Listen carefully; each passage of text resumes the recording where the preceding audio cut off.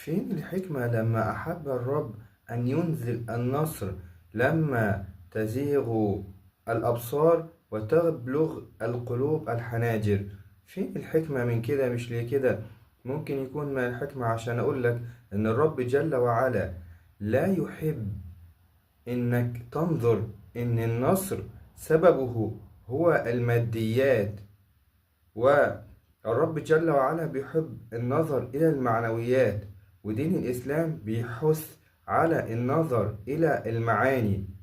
ولذلك قال الله جل وعلا في قصة طالوت المعروفة المشهورة في سورة البقرة وفي المرحلة قبل الأخيرة: فلما جاوزه هو والذين آمنوا معه قالوا لا طاقة لنا اليوم بجالوت وجنوده قال الذين يظنون أنهم ملاقو الله لا طاقة لنا اليوم بجالوت وجنوده.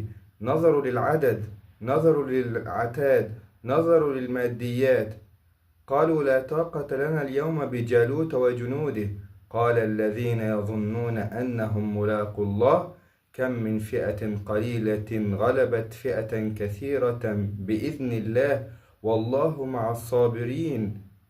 فإزاي هيحصل النصر بدون النظر إلى الماديات، ماديات العدو، من غير ما تزيغ الأبصار وتبلغ القلوب الحناجر؟ ولذلك قال الله: ولما برزوا لجالوت وجنوده قالوا ربنا أفرغ علينا صبرا وثبت أقدامنا وانصرنا على القوم الكافرين فهزموهم بإذن الله.